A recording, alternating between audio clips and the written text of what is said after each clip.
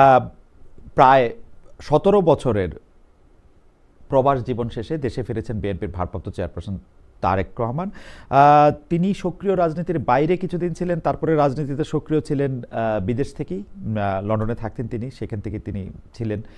আগের সরকারের সময় আমরা যেমন বিকল্পের কথা খুব শুনতাম, এই সময়ে এসে আমরা খুব নতুন রাজনীতি বা নতুন বন্দোবস্তের কথা শুনি। কিন্তু কতটা রাজনীতিতে নতুন কিছু আনতে পারবেন বা নতুন কিছু করবেন, নতুন বলতে শুভ কিছু করবেন, সেটা আমরা এখন দেখার জন্য অপেক্ষা করছি।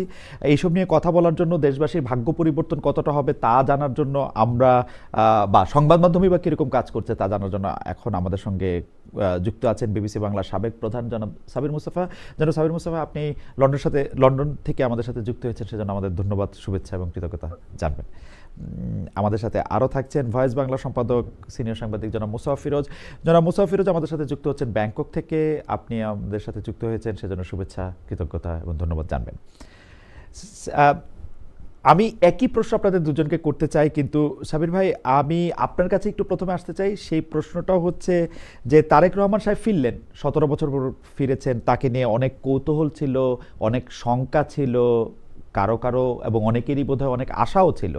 কিন্তু আমরা আপনাদের কাছে জানতে চাই যে মিডিয়া ব্যাপারটাকে যেভাবে প্রচার করলো, প্রকাশ করলো, সেটাতে আপনার মানে আপনার কেমন লাগলো? আমি সরাসরি মানে আপনার কি মনে হলো যে মানে তার ফিরে আসাটার রাজনৈতিক সিগনিফিকেন্স আমরা জানতেই চাইবো, কিন্তু মিডিয়াতে আমরা যা দেখলাম সেটা আসলে কিরকম দেখলাম?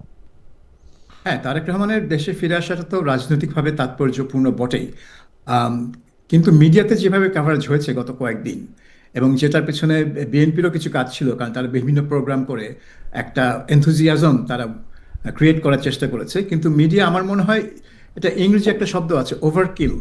এই ওভারকিল শব্দটা আমার কাছে মনে হচ্ছিল যে যতটা না করা প্রয়োজন তার চেয়ে অনেক অনেক বেশি করছে, এবং প্রতি মুহূর্তে যে আপডেট দেওয়া, যে এবং তারপরে তারেক রহমানের মেহের বিড়াল নিয়েও ফ্রন্ট পেজে নিউজ হয় একটা সিরিয়াস ডেইলি ইংলিশ পত্রিকা। এটা দেখে আমি আসলেই তাজ্জব হয়ে গেলাম। এবং আমার কাছে মনে হচ্ছে মিডিয়া এখন চাচ্ছে যে মানে তার মানে বাংলাদেশের ভবিষ্যৎ প্রধানমন্ত্রী তারেক রহমান, সেটা তারা ধরে নিয়েছে, এবং ধরে নেওয়ার যুক্তিসঙ্গত কারণও আছে। এবং সেই জন্য তাকে যে তোষামোত্ত করা তাদের মধ্যে আছে, যে মানে যে খায়েশটা, সেই খায়েশটা এখন থেকেই তারা বের করে দিচ্ছে। এটার কোনো প্রয়োজন ছিল না। এটা গুরুত্বপূর্ণ, কারণ বাংলাদেশে এই মুহূর্তে বিএনপি দলের প্রকৃত নেতাকে দেশে থাকা প্রয়োজন, যেটা মতিউর রহমান প্রথম আলোর সম্পাদক দুদিন আগে বললেন যে তার আরও বেশি আগে ফেরা উচিত ছিল।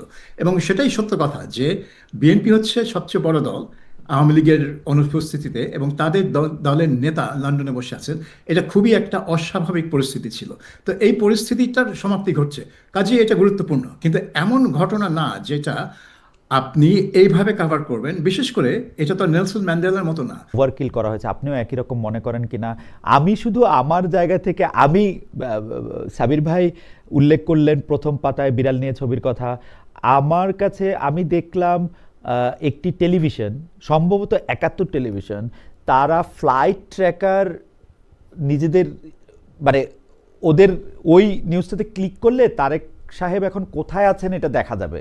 ওটাও আমার কাছে খুবই কৌতূহলোদ্দীপক মনে হয়েছে। মানে আমরা কি আসলে মানে এটা আমাদের অভ্যাস হয়ে গেছে না? মানে চেয়ার থেকে যারাই আসুক বা যারাই থাকুক তাদেরকে আমরা এরকমই করবো, নাকি এটা ঠিকই আছে?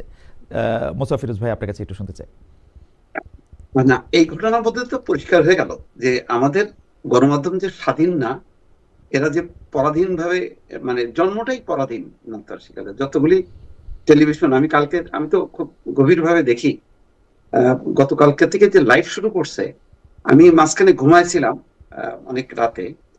ওই সময়টাও আমি লাইভ দেখেই, লাইভের মধ্যে আমি ঘুমাই গেছি।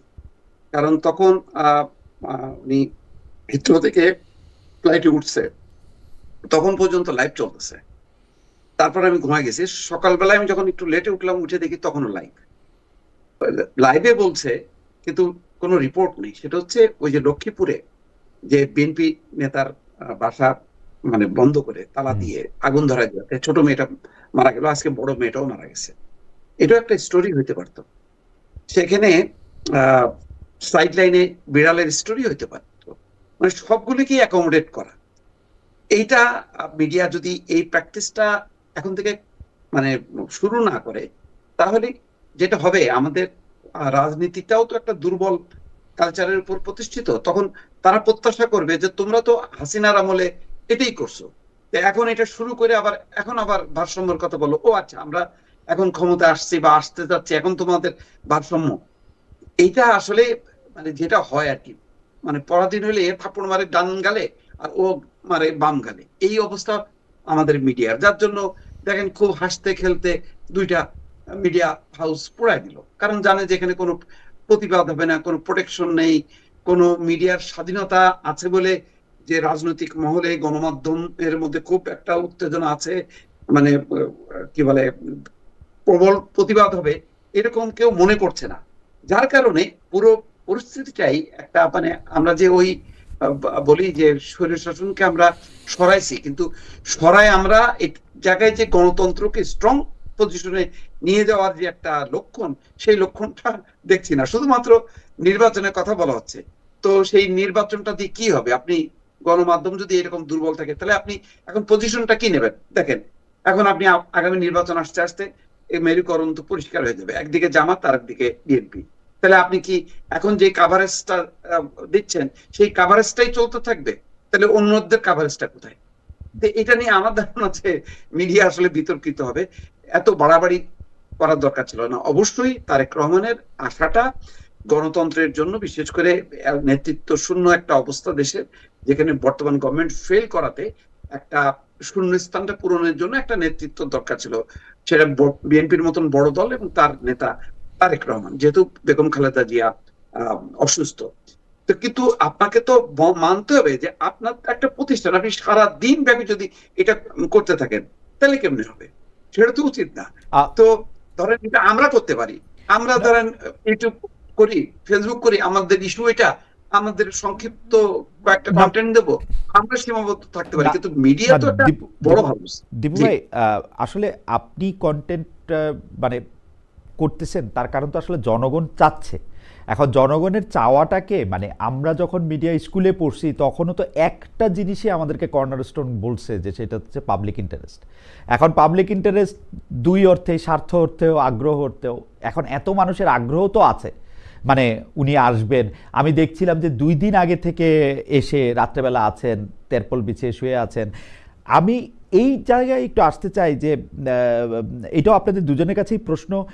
সাবির ভাই, আমাদের জনগণ এত যে প্রত্যাশা রাখে একজনের উপর, এবং কোনো একটা ব্যক্তি বিশেষের উপর বা কোনো একটা দলের উপর যে এত সাংঘাতিক প্রত্যাশাটা করে, একদম সেই প্রত্যাশাটা এমন হয় যে সেই প্রত্যাশাটা করতে সময় সে আর মানে তাকে তাকে তাকে আর ক্রিটিক্যালি দেখতে পারে না।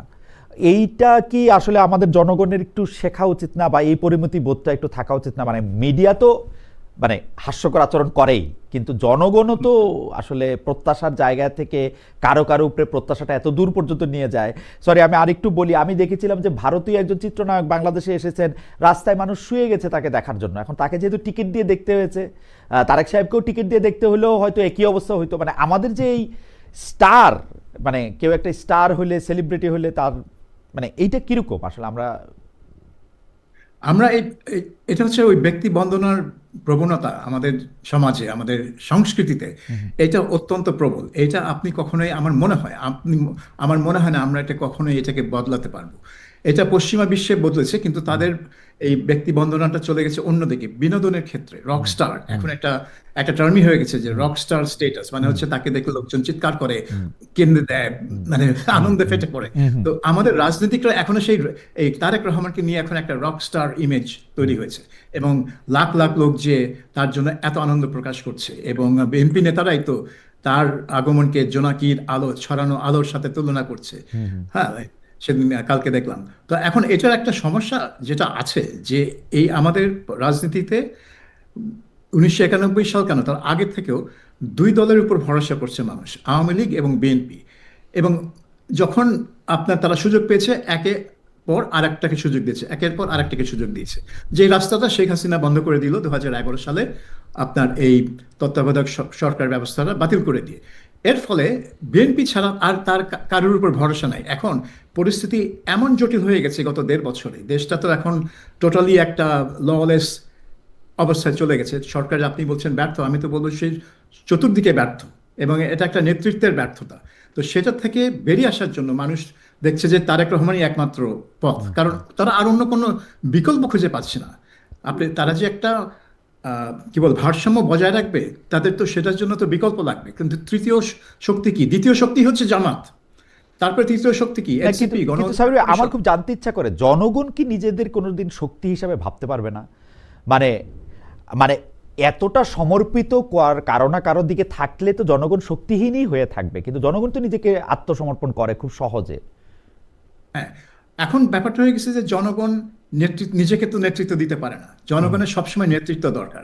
আমরা যে বলি যে জনগণ বাংলাদেশকে স্বাধীন করেছে, কিন্তু হ্যাঁ সেটা ঠিক, কিন্তু ওই জনগণকে নেতৃত্ব দিয়েছে, যেহেতু দিয়েছে তো রাজনীতিক এবং সামরিক রাইট, নেতারা, রাইট, এটা তো ভুললে চলবে না। তো মানুষের তো সেটা দরকার। তারা গত বছর যেটা প্রমাণ করলো যে জনগণ রাস্তায় নামলো শেষমেশ, আগস্ট মাসের শুরুর দিকে এসে জনগণ রাস্তায় নামলো। এর আগে কিন্তু অ্যাক্টিভিস্টরা রাস্তায় মারপিট করছিল পুলিশের সাথে, কিন্তু যখনই পরিষ্কার হয়ে গেল যে শেখ হাসিনার পতন একেবারেই অনিবার্য, তখন কিন্তু জনগণ রাস্তায় নেমে পড়লো।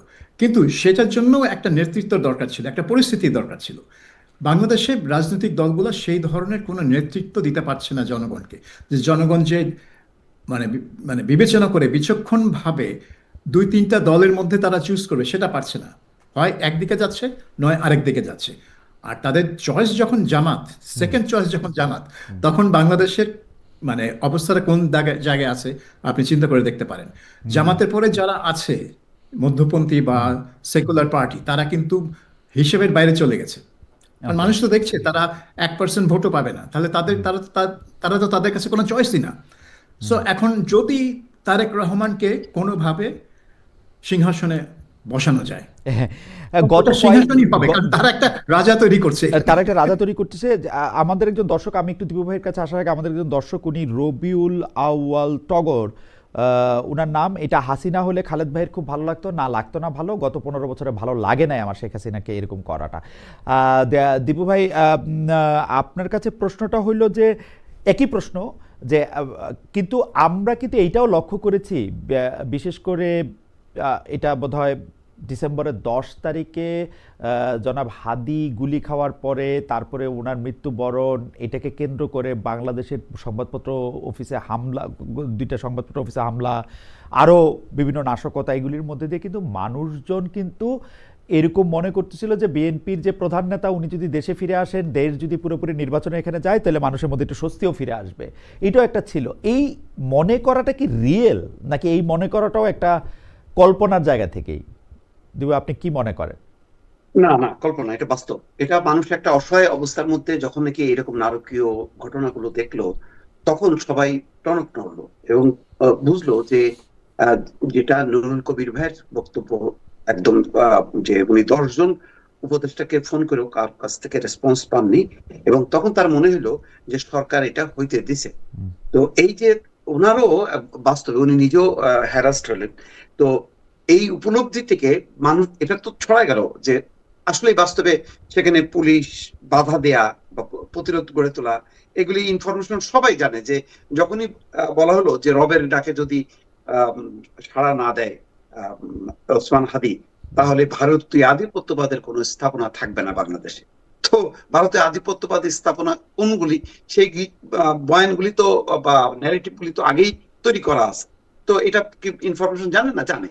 এটা হইতে দিল, তার মানে হলো যে একটা পরিকল্পিত ভাবে একটা এনার্কি তৈরি করে মনে করা হলো যে যেহেতু একটা নেতৃত্ব শূন্য অবস্থা এবং ইউনূস গভর্নমেন্ট ফেল করছে, সুতরাং এটাকে কেন্দ্র করে আরেকটা অভ্যুত্থান ঘটানো হবে।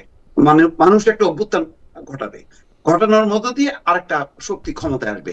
এই ধরনের প্রবণতাগুলি মানে লক্ষ্য করা গেল। কারণ জানাজার দিনে যেখানে মানুষ শোকা হতো, নামাজ পড়তে আসলো আর তার শান্তি কামনা করতে আসলো, সেই দিনও একটা গ্রুপ দৌড়ায় গেল পার্লামেন্টের ভিতরে। না, কিন্তু দীপু ভাই, এখানে অবভিয়াস প্রশ্নটা হচ্ছে যে তারেক সাহেব দেশে থাকলে কি এটা হইতো না? তারেক সাহেব, আমার মনে হয় যে এটা সম্ভবত হইতো না, কারণ রাজনীতির মাঠটা আসলে বিএনপি নষ্ট করে দিছে। বিএনপি এই ইস্যুগুলোকে অ্যাড্রেস করে নাই। আজকে তারেক রহমান যে কথাগুলো বলছে, বারবার বলছে শান্তি শান্তি শান্তি, ঐক্য, তার মানে হচ্ছে যে নৈরাজ্যগুলি চলছে তার বিরুদ্ধেই কিন্তু তার অবস্থান।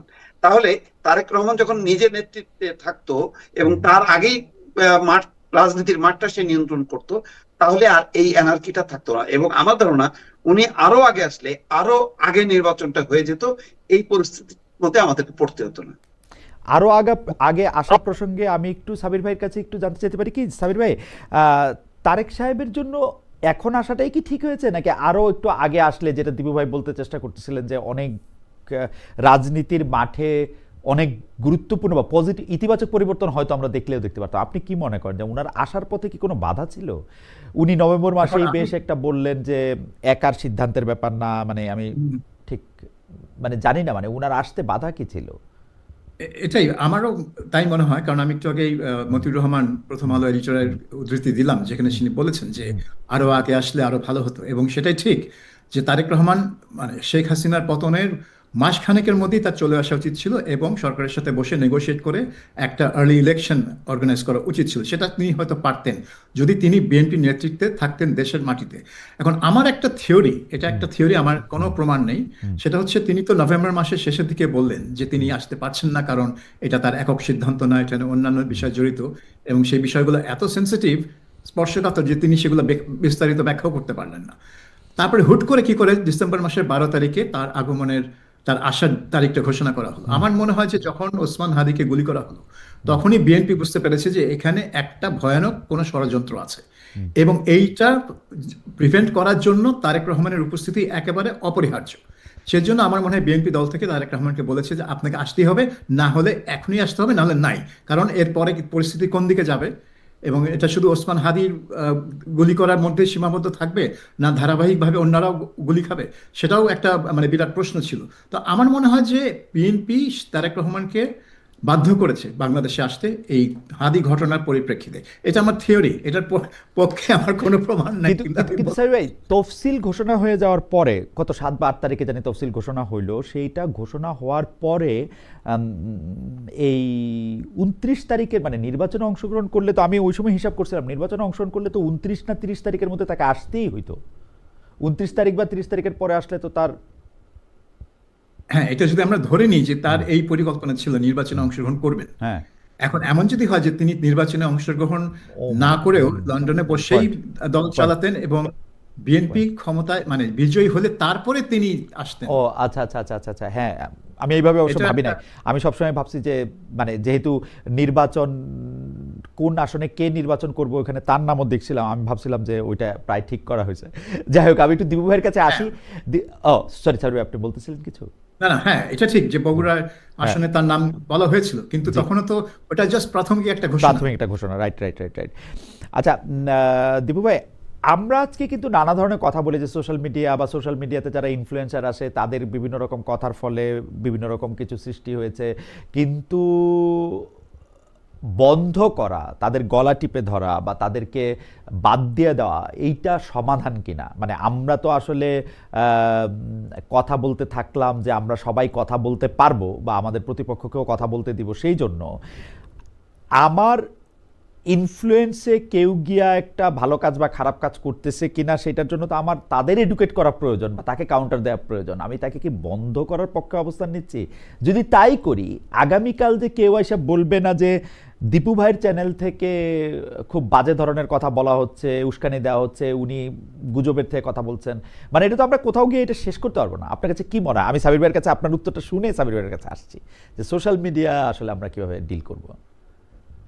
সোশ্যাল মিডিয়া কেন, এটা তো যে কোনো মিডিয়ার ক্ষেত্রেই তো এটা কোনটা উস্কানি আর কোনটা উস্কানি না, এটা একটা রাষ্ট্রের একটা এডিটোরিয়াল পলিসি থাকবে, যে পলিসিতে সাংবাদিক, গণমাধ্যম ব্যক্তিত্বরা তাদের ইনভলভমেন্টটা থাকবে, তো তারা ডিসাইড করবে।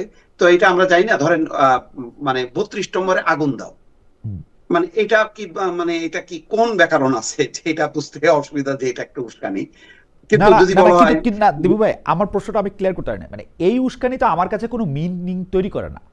মানে আমাকে 32 নম্বরে আগুন দাও কি এই মগবাজারে গিয়ে আগুন দাও জামাত ইসলামের নেতার বাসায়, ওইটা কোনোটাই আমার কাছে কোনো কিছু মিন করে না। কিন্তু আমি কিন্তু বুঝতে পারি যে ওর কথার মূল্য আমার কাছে বিবেচিত হবে হচ্ছে আমার অবস্থান দিয়ে, তাই না? তো আমার জায়গা থেকে তো ওইটা আমাদের চেষ্টা করা উচিত। আর যদি কেউ মিথ্যা কথা বলে, গুজব বলে, সেটার আয়ু তো অনেক কম। মানে আমি তো সকালবেলায় এটা বুঝতে পারতেছি, বা 2 মিনিট পরেই এটা বুঝতে পারতেছি, তাই না? এইটারে আমরা এত না, এটা সিরিয়াসলি কেন নিব? মানে এটা আমাদের কি সমস্যা করবে? আমি যে কোনো অর্থে সোশ্যাল মিডিয়া হোক আর মেইন স্ট্রিম মিডিয়া হোক, কোনো মিডিয়ার গলা টিপে হত্যা করা বিশ্বাস করি না, কিন্তু হুম, একটা দায়বদ্ধতা, একটা জবাবদিহিতার জায়গাটা নিশ্চিত করতে হবে। সেটা রাষ্ট্রের আইন, রাষ্ট্রের আইনটা যদি নির্মোহভাবে প্রয়োগ হয়, তাহলে আমি যখন বুঝবো যে আমাকে কোনটা করতে হবে কোনটা করতে হবে না, আমি চাইলেই আমি আজকে বসে আমি বাংলাদেশের স্বাধীনতা নতুন করে ঘোষণা করতে পারি না, এটা রাষ্ট্রবিরোধী হবে। সুতরাং আইন কানুন তো থাকতেই হবে, কারণ আইন কানুন ছাড়া এমন কোন বিশ্বের এমন কোন দেশ নেই যেটা গণমাধ্যম কেন সবকিছুই নিয়ন্ত্রিত হয়। তো সুতরাং সেইটাকে মানে প্রোটেক্ট করতে হবে। কিন্তু আমাদের এখানে যেটা হচ্ছে, ওই যে অপব্যবহার হচ্ছে। আজকে হয়তো আমি মানে উস্কানি বা সহিংসতার জন্য অমুক মিডিয়াকে আমি দায়ী করলাম, বা গণমাধ্যমকে, সোশ্যাল মিডিয়াকে আমি গলা টিপে হত্যা করলাম। অন্যদিন দেখা যাবে যে এইটার সুযোগ ধরে আমি যে ভালো কাজটা করতেছি, আমার ভালো কাজটা যেহেতু তাদের বিরুদ্ধে যাচ্ছে, ক্ষমতাসীনদের বিরুদ্ধে যাচ্ছে, তখন তারাও একটা ইস্যু ধরে আমাকে গলা টিপে হত্যা করলো। এই জায়গাটাই হচ্ছে চেক অ্যান্ড ব্যালেন্স করা, এবং রাষ্ট্র গণতান্ত্রিক কিনা, রাষ্ট্র নিরপেক্ষ কিনা সেটা প্রমাণের জায়গায় ইনস্টিটিউশন গুলি আপ- যদি বিল্ড আপ হয়, আমি অবশ্য গণমাধ্যম, আমি আইন। অবশ্য আমি অবশ্য আপনার সাথে দ্বিমত পোষণ করব না, কিন্তু আমরা যেটাকে আসলে নতুন করে মব কালচার বা ইত্যাদি নামে দিছি, সেটা আমাদের মধ্যে সারা জীবন ছিল।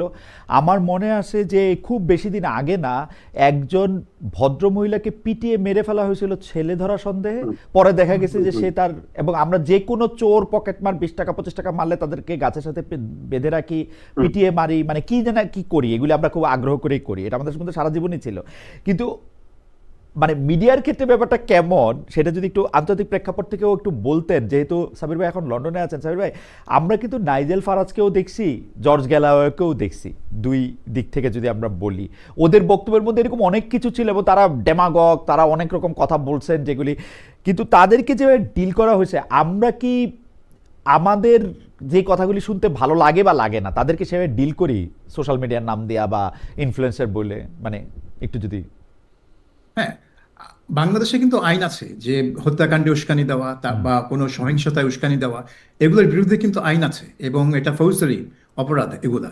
কাজে আপনার যদি কেউ সামাজিক মাধ্যমে বা টেলিভিশনে এই ধরনের কোনো হত্যাকাণ্ড বা সহিংসতায় উস্কানি দেয় এবং এটা যদি আইনজীবীরা প্রমাণ করতে পারে সে দিয়েছে, আপনি ওই নির্দিষ্ট অপরাধের জন্য ওই নির্দিষ্ট ব্যক্তিকে সাজা বিরুদ্ধে যাবে, মামলা করবেন। সাজা, কিন্তু রাইট, ওই রাইট। চ্যানেল তো আপনি বন্ধ করা ঠিক হবে না, কারণ তাহলে তো ওটা হয়ে যাবে চ্যানেলের কণ্ঠরোধ।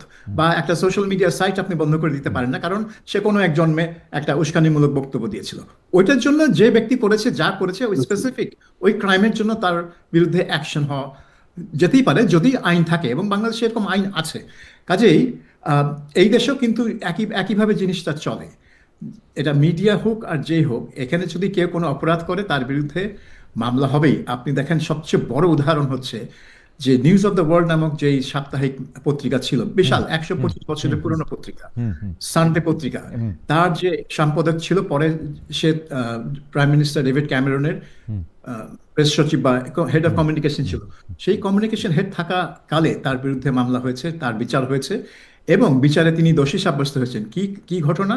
তারা বেআইনিভাবে একটা মৃত মেয়ের টেলিফোন হুম, ভয়েস মেসেজ হ্যাক করেছিল। হুম, হুম, হুম। এটা ইনভেশন অফ প্রাইভেসি এত স্ট্রং। তারপরে এবং চিরকালের তাকে, জন্য পত্রিকাটা, এবং হ্যাঁ তাকে রিজাইন করতে হলো এবং জেল খাটতে হলো, এবং মালিক সেই পত্রিকাটাই বন্ধ করে দিল। কারণ, চিরকালের জন্য পত্রিকাটা বন্ধ হয়ে গেল। এবং এটার কারণ ছিল যে ওই একটা অপরাধ না, সে মালিক জানতো যে এই কাজটা একেবারে ধারাবাহিকভাবে করা হয়েছে তার পত্রিকায়, হুম, হুম, এবং হুম, ওইটার থেকে রেহাই পাওয়ার জন্য সে পত্রিকা বন্ধ করে দিচ্ছে। তাহলে রাইট। একের পর এক মামলা আসতো, একের পর এক ঘটনা বেরোতো। কাজেই আপনাকে শক্তভাবে, মিডিয়া হোক, সোশ্যাল মিডিয়া হোক, যে মিডিয়া হোক, যদি কোনো অপরাধমূলক কাজ হয়, যদি কেউ করে, সেটাকে ওই সুনির্দিষ্ট অপরাধের জন্য ওই সুনির্দিষ্ট ব্যক্তির বিরুদ্ধে অ্যাকশন নেওয়া উচিত। কিন্তু চ্যানেল বা সাইটকে বন্ধ করা, এটা হয়ে যাবে বাক স্বাধীনতার উপর হস্তক্ষেপ ওকে, আমার মতে। আমি একটু দীপু ভাইয়ের কাছে একটু রাজনৈতিক তাৎপর্যের জায়গায় একটু আসতে চাই। দীপু ভাই, আমরা নানা রকম কথা শুনছি, আমাদের দর্শকদের মধ্যে কেউ কেউ বলছেন যে এনসিপি জামায়াতে ইসলামের সঙ্গে যাচ্ছে, সেইটার ব্যাপারে আপনাদের মন্তব্য একটু শুনতে চাচ্ছে। এখন নতুন রাজনৈতিক দল এনসিপি, তাদের সাথে জামায়াতের একটা প্রকাশ্য বিরোধও আমরা একসময় দেখছি, এখন আবার জামায়াতের সঙ্গে যাওয়া, আমরা বিএনপির সাথে যাওয়া প্রসঙ্গও শুনছি। এইগুলির রাজনৈতিক তাৎপর্যটা কি আপনি যদি একটু বলতেন, যে সাবির ভাই কথাটা শুরু করেছিলেন যে তৃতীয় পক্ষ আমাদের আছে কিনা। তো এনসিপি তো আমাদের মধ্যে জুলাই বিপ্লব এবং অন্যান্য নানা কারণে নানা আশা জাগিয়েছিল। তো ও দ্বিতীয় পক্ষের মধ্যে উনাদের মানে প্রথম বা দ্বিতীয় পক্ষের মধ্যে সংযুক্ত হয়ে যাওয়াটা সেটা কেমন হবে, বিএনপির সঙ্গে হোক আর জামায়াত ইসলামের সঙ্গে হোক, সেটা জানতে চাচ্ছি। আর শুধু দর্শকদের একটা মন্তব্য পড়ে শোনাচ্ছি। আফ্রিদে আহমেদ উনি বলছেন, খালেদুদ্দিন ভাই আপনাকে কখন দেশে মাটিতে দেখব, আপনি দেশে এসে কি তারেক রহমান ইন্টারভিউ নেবেন সরাসরি? আমি তো দেশে নির্বাচনের আগে অবশ্যই আসবো, ফেব্রুয়ারি মাসেই আসবো, কিন্তু তারেক সাহেব আমাকে ইন্টারভিউ দিবেন কিনা সেটা আমি জানি না। আমি গত 5 বছর ধরে চেষ্টা করে যাচ্ছি, কিন্তু এই চেষ্টায় কোনো ফল প্রকাশ হয় না। আমাদের প্রশ্ন অবশ্য সাবির ভাইয়ের জন্য আছে, যে সাবির ভাই চেষ্টা করেছিলেন কিনা উনি যখন চাকরিতে ছিলেন, সেই প্রশ্ন আমাদের আছে, সেটা আমরা পরে করব। দিবু ভাই, আপনি যদি একটু বলতেন যে আসলে আমরা কোনো তৃতীয় পক্ষ না পেয়ে তাকে প্রথম বা তৃতীয় পক্ষের সাথে যুক্ত হয়ে যেতে দেখা আমাদের জন্য আসলে ভালো কি খারাপ, বা কিভাবে দেখেন আপনি? আসলে এনসিপি একটা বিপাকের মধ্যে পড়ে গেছে। তারা তৃতীয় শক্তি হিসাবে তারা একটা জোট করার চেষ্টা করছিল, কিন্তু সাড়া পায়নি। কারণ যেই সব দলগুলোকে নিয়ে তারা চিন্তা করছিল যে তাদের শক্তি দিয়ে হচ্ছিল না, সুতরাং আরো কিছু গণতান্ত্রিক রাজনৈতিক দলগুলোকে সাথে নিয়ে তারা একটা বড় আকারের জোট করতে চাচ্ছিল, এবং সেই জোট নির্বাচনে লড়বে এমন একটা চেষ্টা ছিল তাদের। কিন্তু যেহেতু কেউ বিএনপির দিকে কেউ জামাতের দিকে, ওই আসনটা হয়ে গেছে মূল বিষয়। অর্থাৎ পার্লামেন্টে যদি আমি না যাই তাহলে আমার অস্তিত্ব থাকবে না, এই বিষয়টা বিভিন্ন রাজনৈতিক দলের মধ্যে মাথা চাড়া দিয়েছে। এবং এনসিপি যাদেরকে ডেকেছে তারা আসলে সরে গেছে, যেমন গণ অধিকার পরিষদ, তারপরে ওয়ার্কার্স পার্টি সাইফুল হকের, এই দলগুলি কিন্তু ছিল, এক পর্যায়ে ছিল, কিন্তু পরে সরে গেছে বিএনপি যখন নাকি তাদেরকে সিট দিয়েছে। এখন তারা যখন দেখলো যে সবাই যখন সরে গেছে, তখন আমরা কি করি? তখন তারা একবার দৌড়াচ্ছে বিএনপির দিকে, একবার দৌড়াচ্ছে জামাতের দিকে। এখন বিএনপি যে কয়টা আসন দিতে চায় খুবই কম, 8 থেকে 10টা, সেখানে জামাত দিতে চায় সম্ভবত 25 থেকে 30টা। এখন ওরা চিন্তা করতেছে যে কোন দিকে যাব, কিন্তু তারা ইতিমধ্যে বুঝেছে। আজকে আমি এই জোটের একজন নেতার সাথে কথা বলছিলাম, তিনি বলছেন যে আসলে আমরা এই ক্ষেত্রে আপোষ করেছি, আমাদের যে লক্ষ্য ছিল সেই লক্ষ্যটা আসলে অর্জন হয়নি। লক্ষ্যটা ছিল একটা তৃতীয় শক্তি হিসাবে গড়ে ওঠা। কিন্তু মানে জোটের মধ্যে একটা প্রবল এ হলো, যদি আমরা পার্লামেন্টে না যাই তাহলে আমাদের কোনো লক্ষ্যই পূরণ হবে না ভবিষ্যতে। সুতরাং এখন যে কোনো ভাবে হোক, হয় জামাতের সাথে না হয় বিএনপির সাথে জোট বেঁধে আমাদের নির্বাচনে যাইতে হবে। এই জন্য তারা দুইভাবেই আলোচনা শুরু করছে, এবং মূলত নাহিদ ইসলাম এই আলোচনাটা করছেন। সম্ভবত যেটা ধারণা করা হচ্ছে যে জামাতের দিকেই আপাতত পাল্লা ভারী, কারণ জামাত অনেকগুলো আসন দেবে। সাবির ভাই, এই পক্ষের মধ্যে যদি আমরা প্রথম 2 পক্ষের মধ্যে বা এখন যে 2 পক্ষ আছে তাদের মধ্যে যদি আমরা একীভূত হইতে দেখি, সেইটা আপনার কাছে কেমন লাগে সেটা যদি আপনি আমার বলতেন, যে বিপ্লবের শক্তি বা তারুণ্যের শক্তি বলে যাদেরকে আমরা আশা করেছিলাম, তাদের উপর ভর করেছিলাম। এইটা হচ্ছে একটা, বলবো এই জুলাইয়ের ঘটনার পর এটা একটা সবচেয়ে বড় ডিসঅ্যাপয়েন্টমেন্ট, যে নেতৃত্ব বেরিয়ে আসলো তাদের কোনো দল ছিল না। অতীতের যখন এই ধরনের গণ আন্দোলন হয়েছে তখন যারা ছাত্র নেতা ছিল তারা হয় বিএনপির নেতা, না হলে আওয়ামী লীগের নেতা ছিল। 69-এ ছিল আওয়ামী লীগের, 71-এ ছিল আওয়ামী লীগের, 90-তে বিএনপির ছাত্র দলের নেতারা নেতৃত্ব দিল এবং বিএনপিতে জয়েন করলো, কিন্তু এদের কোনো দল ছিল না। কিন্তু এদের দল গঠন করার পরামর্শ দিয়েছিলেন প্রফেসর ইউনূস নিজে। এটা তিনি ফাইন্যান্সিয়াল টাইমসের এক সাক্ষাৎকারে বলেছিলেন যে আমি তাদেরকে অ্যাডভাইস করেছি যে তোমাদের আইডিয়াগুলো টেবিলে আনার জন্য একটা দল করো, তাহলে তোমরা এই দলীয় আলোচনায় বসতে পারবে। কিন্তু যেটা হলো যে সরকারি পৃষ্ঠপোষকতা তাদের ছিল, মিডিয়ার অনেক নজর তাদের উপর ছিল, ম্যাসিভ কাভারেজ পেত। একটা ছোট নতুন দল হিসেবে তাদের যত পাওনা তার চেয়ে অনেক অনেক বেশি কাভারেজ পেত। তারপরও তারা কিন্তু কোনো জনগণের মনে কোনো দাগ রাখতে পারেনি। এটা কারণটা কি? এটা কারণ হচ্ছে যে ওদের অনভিজ্ঞতা, এবং তারা যে কোনো ধারাবাহিক রাজনীতির মধ্যে দিয়ে আসেনি। সেটার জন্য তারা জনগণের সাথে কিভাবে সম্পৃক্ত হবে, জনগণের সাথে কিভাবে মানে মোবিলাইজ করবে জনগণকে তাদের পক্ষে, সেই জিনিসটা তাদের এই কোনো আইডিয়া ছিল না। যার ফলে এই অবস্থা যে তারা এক ধরনের মানে কি বলবো, যে কোনো মানে ডিরেকশনহীন একটা পার্টি হয়ে গেছে। তাদের এখন একটাই লক্ষ্য হচ্ছে কিভাবে কয়েকটা নেতাকে পার্লামেন্টে পাঠানো যায়। কয়েকটা নেতা পার্লামেন্টে পাঠালে কিন্তু কিছুই হবে না। দলটা কিন্তু এখনো পার্লামেন্টের বাইরে থেকেও কিন্তু একটা ওই যে শফিকুল আলমের যে বিখ্যাত প্রেশার গ্রুপ, হুম হুম হ্যাঁ, একটা প্রেশার গ্রুপ হিসেবে তারা থাকতে পারে। তারা হুম। কিন্তু মানে রাজনৈতিক দলগুলোর উপর একটা নৈতিক চাপ সৃষ্টির জন্য না, কাজ করতে পারে। এটা খুবই ইন্টারেস্টিং সাবির ভাই, দিবু ভাই, মানে আওয়ামী লীগের তো ৩৫০ জন এমপি ছিল শেখ হাসিনা সহ। সেই ৩৫০ জন এমপি কিন্তু কোনো কাজেই আসে নাই আসলে। হঠাৎ করে সবাই মিলে এত এমপি হইতে চাইতেছে কেন? সবাই এমপি হইলে কি হবে? আমি এই জিনিসটা কিন্তু আসলে ঠিক বুঝতে পারতেছি না। যদি দেশ আসলে নতুন বন্দোবস্ত, নতুন রাজনীতি, নতুন সিস্টেম না হয়, প্রতিষ্ঠান যদি ঠিক না, না কারণ হয়। এমপিদের যে ভূমিকা ছিল আগে, এখনো সেই ভূমিকাই আছে। যে ক্ষমতা ছিল, অক্ষমতা ছিল না, সেটা এখনো আছে। হুম। তাদের যে ওই ডিউটি ফ্রি গাড়ি, সেটা এখনো আছে। তাদের ও যে থোক বরাদ্দ, হ্যাঁ। উন্নয়নের জন্য থোক বরাদ্দ, সেটা এখনো আছে। সো লাভ লোকসান দুদিকেই আছে। কিন্তু একটা মানে রাজনীতি করলেই যেন মনে হয় যে এমপি হতে হবে, নাহলে তাদের কোনো ভূমিকা থাকে না। এইটা ঠিক না। মানে পার্লামেন্টের বাইরেও কিন্তু অনেক ভূমিকা পালন করা যায় যদি আপনি সেটা করতে চান। আপনি হেফাজতে ইসলামকে দেখেন, তারা তো রাজনীতি করতে চায় না, তারা তো পার্লামেন্টে যেতে চায় না, কিন্তু তারা হচ্ছে সবচেয়ে বড় প্রেশার গ্রুপ। রাইট। তারা কিন্তু সরকারকে একেবারে তটস্থ রাখে সারাক্ষণ। হুম। হ্যাঁ, শুধু একটা ইস্যুতে, এবং একটা ইস্যু। এবং গত ১৫ বছরে আমরা আওয়ামী লীগ সরকারকেও দেখেছি যে শাপলা মানে ওই মে মাসের ৫ মে তাদের ওই কাণ্ডের পর থেকে সারাক্ষণই হেফাজতকে বিভিন্নভাবে যতভাবে সন্তুষ্ট করা যায়, এবং হেফাজত তাকে কওমি জননী উপাধি দিয়েছে, তাকে মানে যতভাবে সন্তুষ্ট করা যায় তত চেষ্টা করেই গেছে এই সরকার তাকে।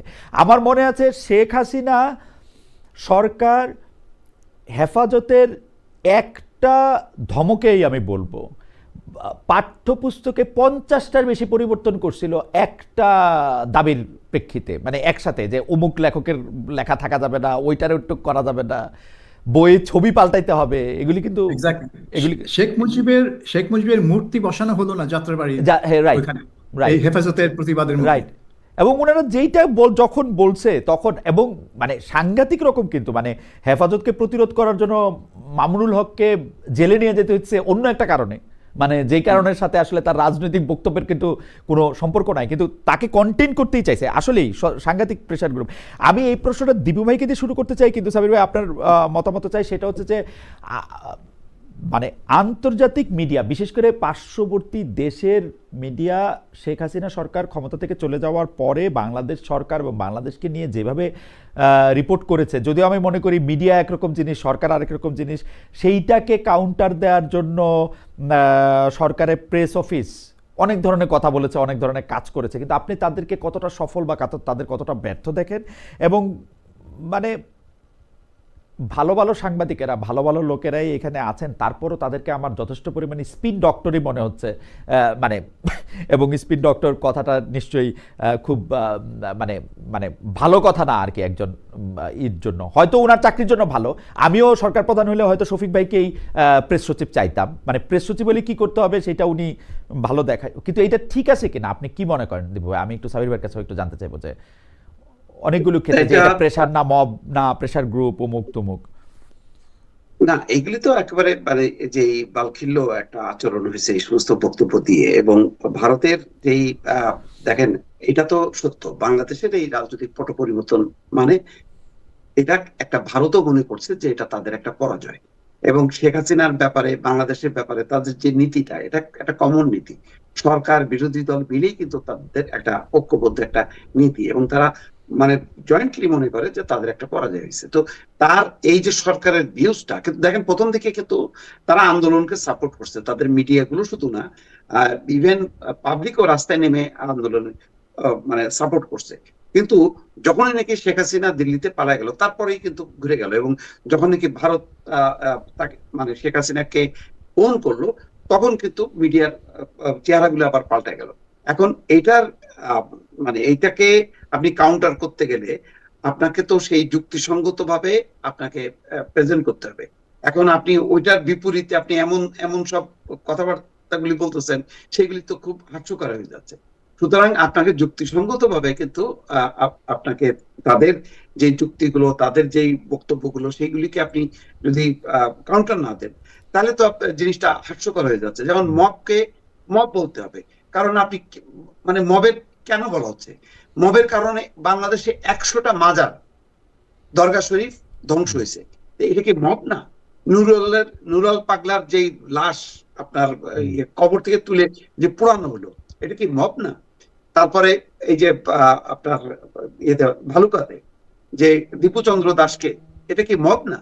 এগুলিকে যদি আপনি না বলেন এটাকে মানে এটাকেই তো বলা হচ্ছে মব। প্রথম আলো, ডেইলি স্টার কি মব বলা হচ্ছে? আপনি এখন এটাকে প্রেশার গ্রুপটা কোথায়? প্রেশার গ্রুপ তো এটা তো একটা পলিটিক্যাল যেটা বৈষম্য বিরোধী ছাত্র আন্দোলন যদি নাহিদ ইসলামরা বাঁচায় রাখতো তাহলে সত্যিকার অর্থে ওই হেফাজতের মতন এটা একটা ভালো প্রেশার গ্রুপ হইতো এবং মানে রাজনীতিতে দুর্বৃত্তায়ন, অর্থ পাচার, দুর্নীতিবাজ মানে সুশাসনের পক্ষে একটা বড় ধরনের ভূমিকা রাখতে পারতো। কিন্তু এটা তো নাহিদরা নিজেরাই কিল করে ফেললো এবং ক্ষমতার লোভে। এবং আমার ধারণা ক্ষমতাসীনরা চাইছে এটা যে এরা ক্ষমতার মধ্যে থাকুক, তারা যাতে সেফ সাইডে থাকে। এবং সেফ সাইডে থাকতে যে তারা নিজেরাই কিন্তু ডুবে গেল। এখন এটাকে আপনি নানা রকম প্রেস উইং থেকে নানা রকম বক্তব্য দিয়ে টিয়ে এটাকে আপনি তো পারছেন না। শেষ পর্যন্ত কি হলো? নেতৃত্বের শূন্যতা, ইউনূস সরকার যে ফেল করলো এটা দিনকে দিন আরো স্পষ্ট হলো। আরো যদি এটা 6 মাস প্রলম্বিত হতো, আল্লাহ জানে এটা 111-এর থেকেও একটা খারাপ অবস্থার মধ্যে পড়ে যেত এই সরকার। এই সরকার এবং এই সরকারের মুখপাত্র হিসেবে যে প্রেস সেকশন আমরা দেখলাম, সাবির ভাই, আপনি এটাকে ঠিক আদর্শ মনে করেন কিনা? আন্তর্জাতিক মিডিয়াকে মোকাবেলা করার জন্যই তাদের এরকম করতে হয়েছে, এইটা আপনি মানেন কিনা? আর যদি ওই প্রশ্নটা একটু আপনাকে মনে করে দিতে চাই, আপনি তারেক রহমান সাহেবের ইন্টারভিউ নিতে চেষ্টা করেছেন কিনা যখন বাংলাদেশে তাকে নিষিদ্ধ করা হয়েছিল তখনও? দুইটাই যদি একটু একসাথে একটু বলেন প্রেস সেকশন। প্রথমে তারেক রহমান একটা বলিনি যে আমরা কিন্তু লন্ডনে একাধিক বিএনপি সূত্রদের ধরে তার সাথে যোগাযোগ করার চেষ্টা করেছিলাম এবং প্রতিবারই এই সূত্রগুলো যারা নিজেদেরকে তারেক রহমানের খুব ঘনিষ্ঠ সহযোগী বলে দাবি করতো, কোনো ব্যারিস্টার, কোনো ব্যবসায়ী এই ধরনের, তারা সবসময় বলতো যে হ্যাঁ হ্যাঁ হ্যাঁ, কিন্তু পরে গিয়ে দেখা গেল যে তারেক রহমান ইন্টারভিউ দিতে চান না। এখন তিনি ওই ভিডিও মেসেজগুলো দিতেন, তারা এক্সপেক্ট করতো যে আমরা ভিডিও মেসেজগুলো হুবহু তুলে ধরবো। তো আমি বললাম আমরা তো একটা বিলবোর্ড না যে আপনারা একটা বিজ্ঞাপন দিবেন আমি উঠাই দিলাম, এটা তো হতে পারে না। একটা ইন্টারভিউ করবো কারণ উনি একজন রাজনীতিবিদ, উনার প্রশ্নের আমাদের প্রশ্ন আছে, উনি ওনার বক্তব্য নিয়ে প্রশ্ন আছে, কিন্তু ওনারা কিন্তু সাবির ভাই, এই শেখ হাসিনার ক্ষেত্রে ইমেল ইন্টারভিউ কেমনে বিবিসি, রয়টার্স এরা ছাপলো? মানে ইমেলে আপনি যেখানে ভিডিও বক্তব্য, কারণ আমি কাছাকাছি ঘটনার মধ্যে দিয়ে গিয়েছি, আমি জানি তো মানে ইমেল, আমি একজনকে ইমেল করলাম, উনি ইমেলে উত্তর দিল, এটা আমি ছাপলাম, এটা কিরকম? মানে বড় বড় মিডিয়ারও তো তাই করলো। হ্যাঁ, সবাই করেছে, রয়টার্স করেছে, ফাইন্যান্সিয়াল টাইমস করেছে, বিবিসিও করেছে, যে যার মতো করেছে। তারপরে বিবিসিটাও ইমেল ইন্টারভিউ। হ্যাঁ, কারণ Sheikh Hasina face to face interview দেয়নি। এখন সমস্যা হয়ে গেছে যে সমস্যা না, এটা হচ্ছে আওয়ামী লীগ একটা পিআর এজেন্সি নিয়োগ করেছে। তো পিআর এজেন্সির কাজ হচ্ছে তার ইন্টারভিউ, সাক্ষাৎকার জোগাড় করে দেওয়া, বিভিন্ন ইন্টারন্যাশনাল মিডিয়াতে প্লেসমেন্ট করা। তো তারা এবং পিআর এজেন্সি বুঝিয়েছে যে she cannot do face to face.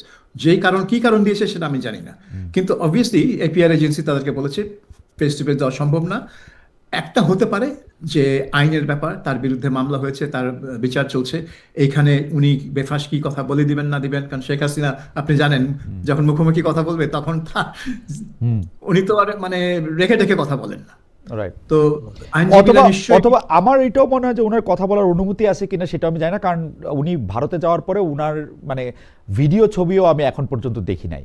মানে আমি জানি না মানে যে ওনার কথা বলার অনুমতিও আসে কিনা, কারণ দিল্লির মতো জায়গায় থাকলে কোনো একটা রাষ্ট্রপ্রধান, সরকার প্রধান ইন এক্সাইল, উনি তো সবার আগে যেটা করতেন একটা সংবাদ সম্মেলন করার চেষ্টা করতেন ইন্টারন্যাশনাল মিডিয়ারে দেখার জন্য। ওনার সেই অনুমতি আছে কিনা সেটা আমি মানে মজার ব্যাপার হচ্ছে নওফেল, যে প্রাক্তন মন্ত্রী নওফেল, তিনি কিন্তু দিল্লিতে বসে রাশিয়ান টেলিভিশন চ্যানেল আরটি তাদেরকে ফেস টু ফেস ইন্টারভিউ দিয়েছেন, সেখানে কিন্তু কোনো বাধা নেই। হ্যাঁ, শেখ হাসিনার ক্ষেত্রে বাধা না থাকলে আর কি আছে সেটা একটা খুবই কৌতূহলোদ্দীপক বিষয়, এবং আমি জানি না সেটা কি আছে সরকারের প্রেস। জি হ্যাঁ, আমার কেন জানি মনে হয় এটা পিআর এজেন্সি বা আইনজীবীদের পরামর্শ যে প্রশ্ন পাঠাক, আমরা উত্তরগুলো দেখে দিব যাতে কোনো ফাঁকফোকর না থাকে, কোনো আইনগত কোনো ফাঁকফোকর না থাকে। কারণ আপনি দেখবেন যে তার ইমেল উত্তরে কিন্তু সে আমেরিকাকেও দায়ী করেনি এই আন্দোলনের জন্য, বলছে না যুক্তরাষ্ট্রের মধ্যে ছিল না, অথচ সে কতবার সে বলেছে এর আগে। হ্যাঁ, সো আইনগত ফাঁকফোকরের কথাটা যদি তাদের পিআর এজেন্সি বা তাদের লিগ্যাল যে কাউন্সিল তারা যদি দিয়ে থাকে, শেখ হাসিনার যে কণ্ঠগুলি আমরা শুনতে পাচ্ছি, তারা কি পরে ওগুলিকে এআই বলবে যে তোমরা আগে করে দেখাও, তোমরা এটা করো সেটা করো, তার তো আমরা কণ্ঠ শুনতে পাচ্ছি। মানে এটা কিন্তু খুবই বিচিত্র, মানে আমরা দেয়ালের ওই পাশে থাকা একজনকে আমরা দেখতে পাচ্ছি না, ইমেল দিয়ে ইমেলে উত্তর নিয়ে সেটাকে শেখ হাসিনা সাক্ষাৎকার বলে প্রচার করতেছি, তার কণ্ঠটা থেকে আবার অনেক মানুষ শুনতেছে। মানে আমি আমি আমি ঠিক মানে এগুলি ঠিক অ্যাড আপ হচ্ছে না সাবির ভাই, মানে আমি আমি আমি আমি জানি না যে এটা। কিন্তু সব আন্তর্জাতিক মিডিয়া কিন্তু অনেকেই করেছে এটা, এএফপি, রয়টার্স। না না, অনেকে সেইটাই তো আমি, হ্যাঁ, সেটা তো আমি AP করেছে। অবাকও হইলাম যে তারা কেউ যখন ইমেলে, সাবির ভাই আপনিও একটা বিভাগ অনেক বছর চালাইছেন, আমিও তো কিছুদিন কাজ করছি, মানে ইমেলে ইন্টারভিউ নেওয়ার আগে তো একজন রিপোর্টার ওই বাসার সামনে যাবে, তারে চেষ্টা করবে, তারে কোথায় গিয়ে আটকাচ্ছে সেটা বলবে, এর কিছুই কিন্তু আমরা আন্তর্জাতিক, মানে যারা শতগুণ শক্তিশালী আন্তর্জাতিক সংবাদ মাধ্যম, তাদের কিছুই কিন্তু আমরা দেখতে পাচ্ছি না, মানে যেটা আমার জন্য খুবই মানে মানে আমি তবে আগে তারেক রহমান যদি বলতেন যে আমি সামনাসামনি ইন্টারভিউ দিব না, কি আপনি আমাকে প্রশ্ন পাঠান, আমি ইমেলে জবাব দিব, আমি কিন্তু এটা নিতাম। আচ্ছা কিন্তু আমাদের মাথায় কিন্তু সেটা খেলেনি যে তাকে ইমেল ইন্টারভিউ করবো, আমরা খালি চেয়ে যাচ্ছিলাম যে সামনাসামনি ইন্টারভিউ। না, উনি ইমেল না, উনি আরেকটা ফরম্যাটে, আমি যখন জার্মানিতে ছিলাম উনি আরেকটা ফরম্যাটে আরেকটা কাগজকে একটা ইন্টারভিউ দিচ্ছেন, সেটা ঠিক ইমেলে প্রশ্ন পাঠানোর পরেও না, উনার কিছু উত্তরাবলী বা উনার কথা উনি পাঠাই দিছিলেন, সেইটাকে ওনারা সাজায় নিছিল, তো ওইটা তো আরো একটু মানে পিআর হয়ে যাচ্ছে, মানে হাওয়েভার সরকারের প্রেস অফিস, এই সরকারের প্রেস অফিস এবং আন্তর্জাতিক মিডিয়াকে মোকাবেলা ওই জায়গা থেকে যদি একটু বলেন যে তারা উদাহরণ হয়ে থাকবেন কিনা। এই সরকারের প্রেস অফিস তো বলতে গেলে একটা অভূতপূর্ব ঘটনা, কারণ বাংলাদেশে অতীতে কোনো প্রধানমন্ত্রী বা যে সবারই প্রেস টিম ছিল, কিন্তু কোনো প্রেস টিম এইভাবে কাজ করেনি যে তাদের হাতে সব তথ্য তাদের হাত দিয়ে যাচ্ছে এবং সরকারের সব তথ্য তারা মিটিং করে প্রেস কনফারেন্স করে মিডিয়াকে জানাচ্ছে, এবং প্রেস সচিব নিজে তখন বিভিন্ন বিষয়ে বিভিন্ন মতামত দিচ্ছেন এবং মাঝে মধ্যে বেশ বাজে ভাষায় তার মতামত দিচ্ছেন। যেমন তিনি যখন ইংরেজিতে লেখেন আওয়ামী লীগকে সবসময় BAL লেখেন, মানে বাল আর কি। তো এটা তো উনি জানেন উনি এটা কেন করছেন, উনি একটা গালি দিচ্ছেন আর কি। তো একজন সরকারি কর্মচারীকে এভাবে একটা রাজনৈতিক দলের বিরুদ্ধে গালি দেওয়াটা এটা মানে মানে দৃষ্টিকটু বলা যেতে পারে, বাট তিনি সেটা করেছেন, আরো অনেক কিছু করেছেন। তো এত অ্যাক্টিভ প্রেস অফিস কিন্তু বাংলাদেশের ইতিহাসে আর কোন প্রধানমন্ত্রী বা প্রেসিডেন্টের ছিল না, সেজন্য মানুষ এটাকে মানে দেখে একটা চমকপ্রদ হয়েছে এবং তিনি একজন মিডিয়া স্টার হয়ে গেছেন, নিজেই সেলিব্রিটি হয়ে গেছেন। সো ওইটা কতদূর কাজে দিয়েছে আমি বলবো যে উনি এই কাজটা করতে গিয়ে, ওই স্পিন করতে গিয়ে, উনি বড় স্পিন ডক্টর, তো ওই স্পিন করতে গিয়ে এত বেশি স্পিন করে ফেলেছেন মাঝে মাঝে যে তার কথাবার্তার মানে সততা নিয়ে অনেকের মনে প্রশ্ন জন্মেছে। এবং তিনি যখন মতামত দিতেন বা বলতেন যে এটা হবে ওইটা হতে যাচ্ছে, অনেকেই সন্দেহ পোষণ করতেন যে এটা আদৌ হবে কিনা। যেরকম ব্রিটেনে এসে তিনি বলে বসলেন সাংবাদিকদের যে কিয়ার স্টারমারের সাথে এখনো দেখা হচ্ছে না, কারণ কিয়ার স্টারমার কানাডায় আছেন সম্ভবত। কিয়ার স্টারমার তখন লন্ডনে বসা, কানাডা যাওয়ার কোনো পরিকল্পনাই তার নেই সেই মানে দুই দিন যেদিন, কিন্তু তিনি বলে বসলেন। কেন বলতে গেলেন? ব্রিটিশ প্রধানমন্ত্রী কোথায় আছেন সেটা বাংলাদেশের সরকারের প্রেস সচিব কেন বলতে যাবে? এটা তো বলবে ডাউনিং স্ট্রিটের যে স্পোকসম্যান। এবং প্রফেসর ইউনূসের প্রতিটা বিদেশ সফর, আমি যদি বলি অধিকাংশ বিদেশ সফরের কারণ সম্পর্কে আমাদের সরকার, আমাদের প্রেস, আপনি ভালো বলতে পারবেন যে মানে ওনারা খুবই লুকাইছেন কিছু ক্ষেত্রে সেটাকে আরো মানে যতটা না তার চেয়ে অনেক গুণ বেশি ফুলায় ফাঁপায় তারা দেখাইতে চাইছেন। স্পিনিং মানে ওদের কাজই ছিল স্পিন করা। সরকার যদি সাফল্য 10 হয় তারা ওনারা এটাকে স্পিন করে 100 দেখাতো, বা যদি এটা ব্যর্থতা হয় সেটাকে সামহাও একটা স্পিন করে দেখাতো যে না ওইটা আসলে আমাদের উদ্দেশ্য ছিলই না। হ্যাঁ, কিয়ার স্টারমারের সাথে দেখা করার কোনো প্ল্যানই ছিল না আমাদের। কে কিয়ার স্টারমার? হ্যাঁ, তো কিন্তু দেখা হয়ে গেলে বলতো যে মানে প্রফেসর ইউনূসকে সাক্ষাৎ করার জন্য বিশ্ব নেতারা দাঁড়িয়ে আছেন। কিন্তু আপনি দেখেন এই মানে 1.5 বছরে কিন্তু বড় বিশ্ব কোনো নেতা বাংলাদেশে আসেনি। ওই মালয়েশিয়ার প্রধানমন্ত্রী এসেছিলেন আনোয়ার ইব্রাহিম, আর কেউ কিন্তু আসেননি। ভুটানের প্রধানমন্ত্রী এসেছিলেন, তাকে ঠিক বিশ্ব নেতা বলা যায় না।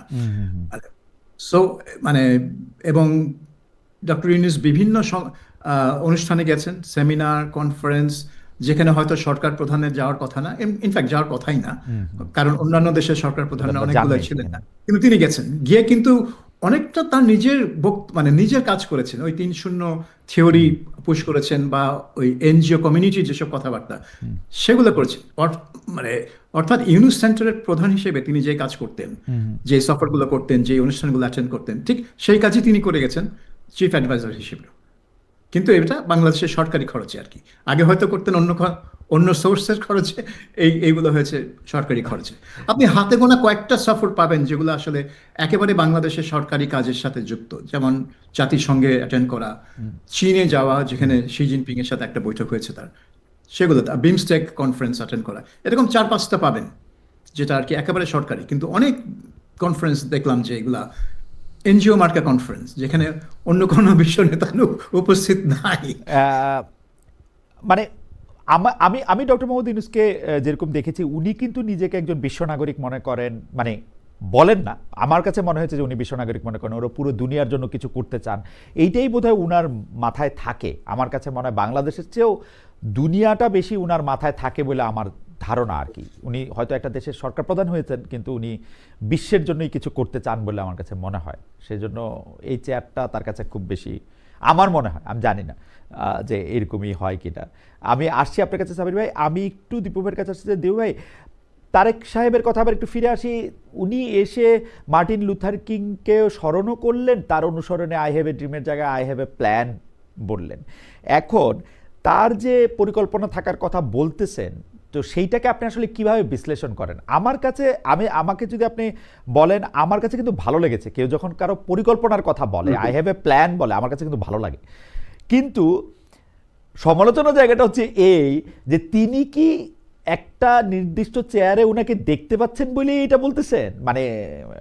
মানে সামনে যে আমরা 12 তারিখে যেটা দেখবো সেটা কি অনেকটাই আসলে নির্ধারিত, এরকম ভাবতেছেন নাকি এরকম ভাবাটা ঠিকই আছে? আপনার কাছে কি মনে হয় আই হ্যাভ এ প্ল্যানটা আপনি কিভাবে দেখতেছেন? সাবির ভাইয়ের কাছে এটা আমি আসবো, কিন্তু আপনার কাছে একটু শুনে নেই। 30টা সেকেন্ড। এইটা হচ্ছে যে আমরা দর্শকদের কাছে জানতে চেয়েছিলাম যে কার্যক্রম নিষিদ্ধ আওয়ামী লীগ নির্বাচনে অংশ নিতে পারবেন না, আবারও স্পষ্ট করেছেন প্রধান উপদেষ্টা প্রেস সচিব মোহাম্মদ শফিকুল আলম। দর্শকদের কাছে প্রশ্ন ছিল অন্তর্বর্তীকালের সরকারের অবস্থান সমর্থন করেন কিনা। শতকরা 65% দর্শক এটাকে সমর্থন করেছেন, সমর্থন করেননি শতকরা 35%। 32,000 দর্শক এখানে ভোট দিয়েছেন। আমরা আওয়ামী লীগের প্রসঙ্গে যদি আমরা সময় পাই আমরা পরে কথা বলবো। দীপু ভাই, আপনি যদি একটু আমাদের বলেন আই হ্যাভ এ প্ল্যানটাকে আপনি কিভাবে দেখছেন? আচ্ছা, এটা আজকে কিন্তু শুধু বাংলাদেশে না, আন্তর্জাতিক গণমাধ্যমও কিন্তু সেই কথাটা উল্লেখ করছে। আজকে প্রথম আলোর এই শিরোনামটা দেখেন যে আন্তর্জাতিক গণমাধ্যমে তারেক রহমানের দেশে ফেরার খবর সম্ভাব্য প্রধানমন্ত্রী বলে উল্লেখ। স্বাভাবিকভাবে মানে যেহেতু বড় দল হিসেবে তারেক রহমান ওটাই চিন্তা করবে যে আমি ক্ষমতায় যাব, সুতরাং আমি আমার একটা পরিকল্পনা, নির্বাচনের আগে আমি একটা পরিকল্পনা আমি প্রকাশ করব, এই পরিকল্পনার মধ্য দিয়ে আমি সারা দেশের মানুষকে উজ্জীবিত করব এবং ভোট আনবো। তো তার কিছু কিন্তু মানে শব্দ কিন্তু তিনি উল্লেখ করেছেন, যেমন বলছেন পাহাড় থেকে সমতলের মানুষ, হিন্দু, বৌদ্ধ, খ্রিস্টান সবাইকে নিয়ে ঐক্যবদ্ধ। তার মানে একটা ঐক্যের বার্তা দিলেন, এখানে বিভাজন করবেন না। কোনো সম্প্রদায় যেই পরিস্থিতিটা তৈরি হয়েছে তার বিপক্ষে বললেন। আইন শৃঙ্খলা, শান্তি শান্তি শান্তি 3বার উচ্চারণ করছে। তারপরে এই যে টার্মগুলো বলার মধ্য দিয়ে কিন্তু তিনি মানে সমৃদ্ধি, শান্তি, নিরাপত্তা, ঐক্য, এই কথার মধ্যেই কিন্তু তারা ওই যে আই হ্যাভ এ প্ল্যান, অর্থাৎ ওই যে পরিকল্পনাটা তিনি সামনে নিয়ে আসবেন। তারা হয়তো বিস্তারিত হয়তো কয়েকদিনের মধ্যে আমরা পাবো, তখন বুঝতে পারবো যে কি সেই পরিকল্পনা। তো ঠিক আছে, এটা 12 তারিখে নির্বাচনে বিএনপি জয়যুক্ত হবে সেটা ধরে নিয়েই তো তাকে মাঠে নামতে হবে। সেই হিসেবে উনি কনফিডেন্ট, তার সেই এটা অভিব্যক্তিটা তার বক্তব্যের মধ্য দিয়ে ফুটে উঠছে এবং কর্মসূচির মধ্য দিয়ে তিনি সেটা সারা দেশব্যাপী হয়তো সফরের মধ্য দিয়ে আরো পরিষ্কার করবেন। আমার ধারণা যে বড় দলের বড় নেতা হিসাবে এটা সঠিকই আছে। সাবির ভাই, আপনি কি মনে করেন আই হ্যাভ এ প্ল্যানটাকে আপনি কিভাবে দেখছেন? আমি এটা দেখছি তারেক রহমানের 17 বছর পশ্চিম দেশে থাকার ফসল। কারণ পশ্চিমা দেশগুলোতে পলিটিক্স যখন করে তাদেরকে কিন্তু জনগণকে দেখাতে হয় যে তারা কনফিডেন্ট, তাদের একটা প্ল্যান আছে, তারা জানে তারা কি করবে। পার্টির প্ল্যান আছে এবং তারা প্ল্যানটাকে ব্যাখ্যা করতে হয় তাদেরকে যে এই পরিকল্পনা কিভাবে ফাইন্যান্সড হবে, কোথা থেকে টাকা আসবে।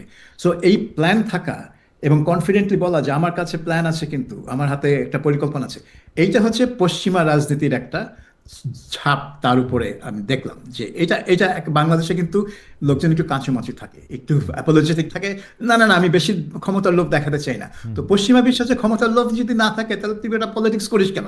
হ্যাঁ, অবশ্যই পলিটিক্স করি ক্ষমতায় যাওয়ার জন্য। তাহলে কেন আমি বলবো না যে আমার এই পরিকল্পনা আছে, তুমি এই পরিকল্পনা নাও, হ্যাঁ নাও, আমাকে ভোট দাও, আমি গিয়ে এই পরিকল্পনা বাস্তবায়ন করব। তো তারেক রহমান সেটা করছে। এবং মোস্তফা ফিরোজ দীপু যেভাবে ব্যাখ্যাটা করলেন যে তিনি বাংলাদেশের যে অবস্থা সেটাকে একটা চিত্র ধরে ধরে বললেন যে আমি শান্তি চাই, আমি সমৃদ্ধি চাই, আমি ঐক্য চাই এবং আমি একটা প্ল্যান আছে। অর্থাৎ সেই প্ল্যানে থাকবে কি করে বাংলাদেশকে একটা দেশ হিসেবে ট্রিট করবেন তিনি, এবং এখানে কোনো বিভাজন রাখবেন না, এবং যেভাবে সমৃদ্ধ করবেন সারা দেশকে সেটার একটা প্ল্যান আমরা ধরে নিতে পারি যে এইটাই তার লক্ষ্য। এবং এইটা তিনি বলেছেন। এবং মার্টিন লুথার কিংকে কোট করাটা well, ভালো ছিল, কিন্তু যেহেতু তিনি একবার বলে ফেললেন যে তাকে চেনেন নাকি, এটা না করলেও পারতেন, ওটা একটু হালকা করে দিল জিনিসটাকে। না, এটা এটা তো আমজনতাকে আসলে করছে না, হ্যাঁ, ঠিক আছে? ধরে নেওয়া উচিত মানে ছিল যে সবাই চেনে, মার্টিন লুথার কিংকে চিনবে না কেন? So I have a dream. না, যে অডিয়েন্সের সামনে তিনি বলছেন সেই না অডিয়েন্স অনেকেই আমাদের মাঝে নাম না শোনে। এটা সাবির ভাই, আমি আমাদের বিশ্ববিদ্যালয়ের শিক্ষকদের মধ্যে এটা দেখেছি। আমরা মাস্টার্স করতে করতে আমাদেরকে যখন রেমন্ড উইলিয়ামস পড়ানো হচ্ছে, লং রেভলিউশন, আমরা অনেকেই হয়তো সেটা আগে পড়ছি, কিন্তু আমাদের স্যাররা খুব ইন্ট্রোডাকশনের মতো করে আমাদেরকে জানতে চাইতো যে তোমরা কি রেমন্ড উইলিয়ামসের নাম শুনেছো। ওরকম মনে হয় আর কি আমার, যে যে এটা হয়তো হয়তো হয়তো তিনি যখন বললেন মার্টিন লুথার কিং এর কথা, তারপর হয়তো দেখলেন সামনের সারি দর্শকরা অবাক হয়ে তাকায় আছে তার দিকে, তখন ওনার লক্ষ্য হয়তো পিছনের সারির দর্শকরা ছিল। আমি আজকে এই প্রসঙ্গটা আমি আসলে সাবির ভাইকে দিয়ে শুরু করতে চাই, দীপু ভাইয়ের কাছে একটু পরে আসতে চাই।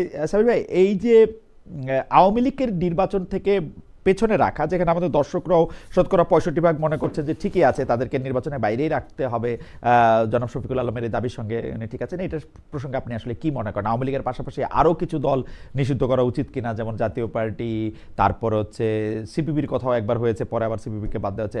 আপনি এইটার প্রসঙ্গে আপনি কি বলেন? আমরা দীপু ভাইকে এরপরে আপনার শুনতে চাই। আমার মতে বাংলাদেশে কোনো দলকেই নিষিদ্ধ করা উচিত না, কোনো দলকেই নির্বাচনের বাইরে রাখা উচিত না। কারণ আলটিমেটলি পাবলিক ডিসাইড করবে। আমরা তো সবসময় বলি জনগণই সবকিছু সিদ্ধান্ত দিবে। তো জনগণ সিদ্ধান্তটা দিবে কিভাবে? তার দেওয়ার রাস্তা একটা, সেটা হচ্ছে ভোট। কারণ ভোট দিলেই আপনি অন্তত 60-70% লোক তার সিদ্ধান্ত দিতে পারবে। সো আপনি যদি ওই ভোটে তাকে ওই চয়েসটাই না দেন যে আওয়ামী লীগ, জাতীয় পার্টি, জাসদ ইনু এবং ওয়ার্কার্স পার্টি মেনন ইত্যাদি ইত্যাদি ইত্যাদি, যাদেরকে নিয়ে এখন বিতর্ক, তাহলে আপনি জনগণকে ওই অধিকার থেকে বঞ্চিত করছেন।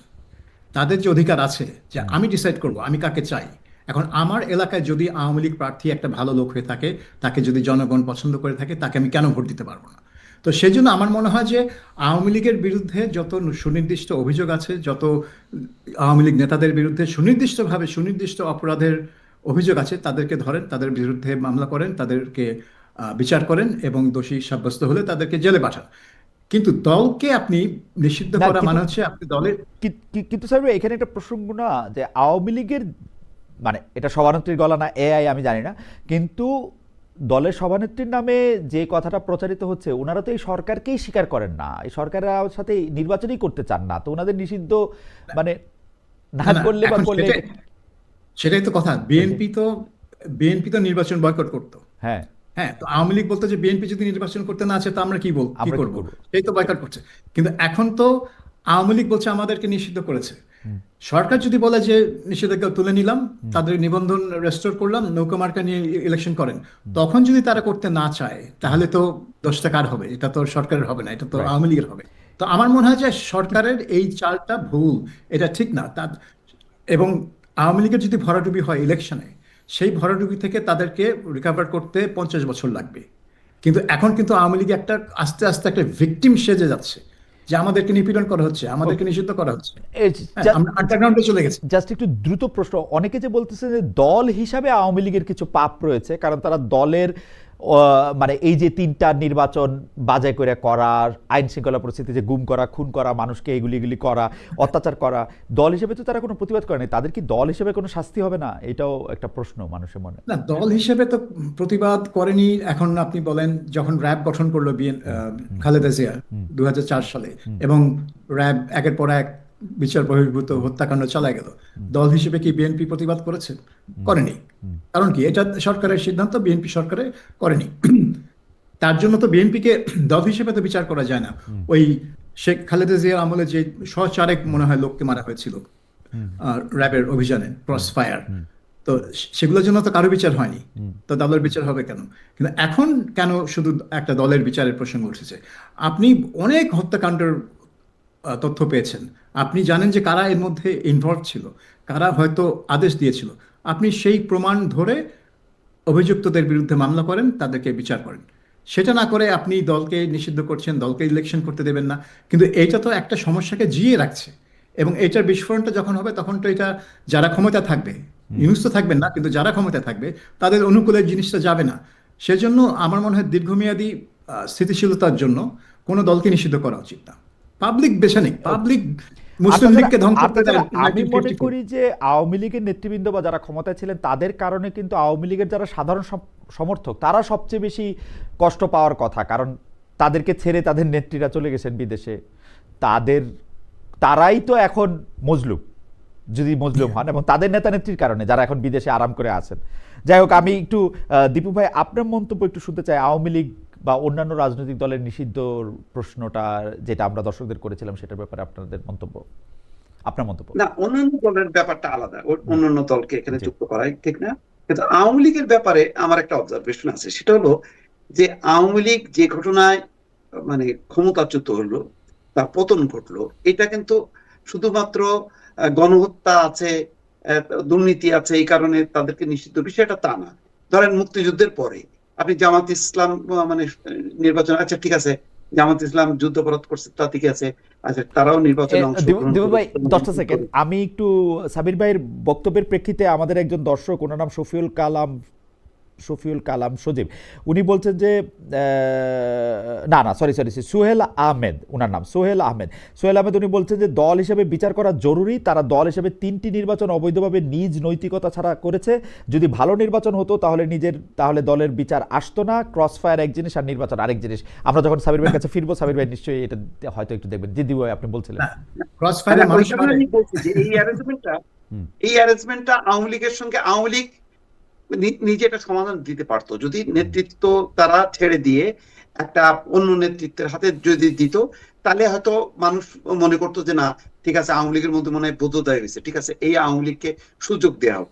কিন্তু আওয়ামী লীগের এই আওয়ামী লীগের প্রধান হচ্ছে যে মৃত্যুদণ্ডপ্রাপ্ত বা পালিয়ে আছে, ক্ষমতাচ্যুত হয়েছে, তো সেই দলকে কি আর 10টা মানে দলের মতন বিচার করা হবে কিনা? জাতীয় পার্টি আর আওয়ামী লীগ কে এক, বা ওয়ার্কার্স পার্টি ইনু, তাদের দল আর আওয়ামী লীগ কে এক? ক্ষমতার পুরোটাই তো নিয়ন্ত্রণ করছে সে, তত্ত্বাবধায়ক সরকার ব্যবস্থা হত্যা করা, এই 3টা জাল জালিয়াতি নির্বাচন করে ক্ষমতায় থাকা, ফলে এই দলটার সাথে আসলে একটা অন্যভাবে একটা অ্যারেঞ্জমেন্ট করার দরকার ছিল। আমি নিষিদ্ধটাও সমর্থন করছি না, কিন্তু তাহলে গণঅভ্যুত্থানটা হইলো কি, মানে লাভটা কি হলো? মানে গণঅভ্যুত্থানের পরে এইরকম পদচ্যুত হওয়ার পরে আবার সে আবার নির্বাচনের মানে সুযোগ নিয়ে এসে চলে আসবে, তাহলে বিচারটা হলো কোথায়? মানে তার মানে কি বলে মেসেজটা কি গেল? পাবলিক তার পার্থক্যটা বুঝলো না। পার্থক্য এখন আচ্ছা ঠিক আছে, পাবলিক দিচ্ছে, তাহলে আমরা জামাত ইসলামের ব্যাপারে আমরা মুক্তিযুদ্ধের পর থেকে কেন এরকম নেগেটিভ থাকলাম, তাদেরকেও আমরা এগ্রি করতাম, তার বিচারটা করলাম কেন এত 52 বছর পরে? বিচার যেহেতু আগে হয়নি, তাহলে সেটাও তাদেরকেও ফ্রি করে দেওয়া উচিত ছিল।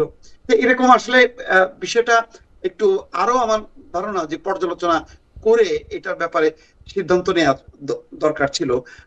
গভর্নমেন্ট তো একেবারে মানে খুব ব্রুটালি একটা সিদ্ধান্ত নিয়েছে, এটা আরো রাজনৈতিক স্পর্শকাতর, আরো আলাপ আলোচনার মধ্য দিয়ে এই ব্যাপারে আমার কিন্তু মনে পড়ে ডক্টর মোহাম্মদ ইউনূস আন্তর্জাতিক গণমাধ্যমে সাক্ষাৎকার দিয়ে বলছিলেন যে এই সরকার আসলে কোনো দলকে নিষিদ্ধ করার পথে হাঁটতে চায় না।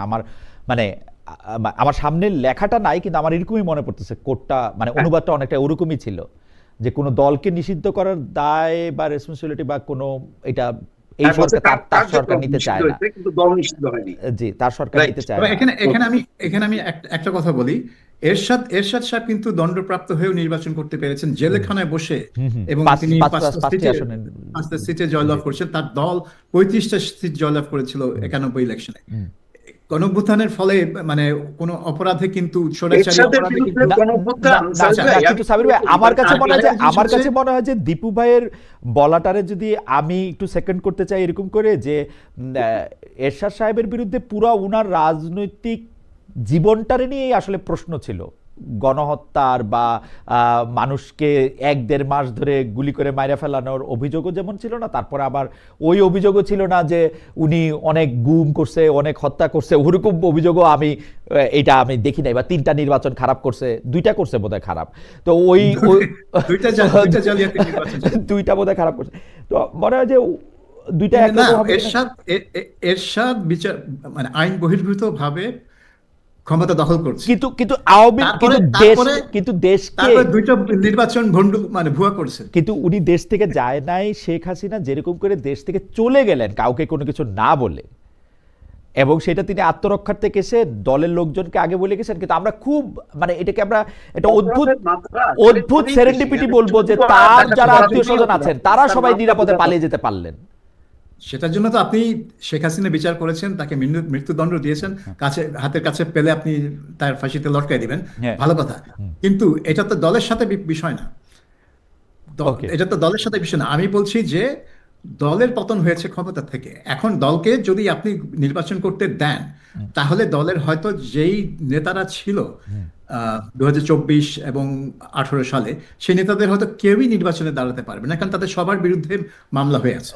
এবং নির্বাচন কমিশন অলরেডি আইন পাল্টে দিয়েছে যে মামলা হলেই সে নির্বাচনে দাঁড়াতে পারবে না, দোষী সাব্যস্ত হতে হবে, দোষী মানে বিচার হতে হবে না।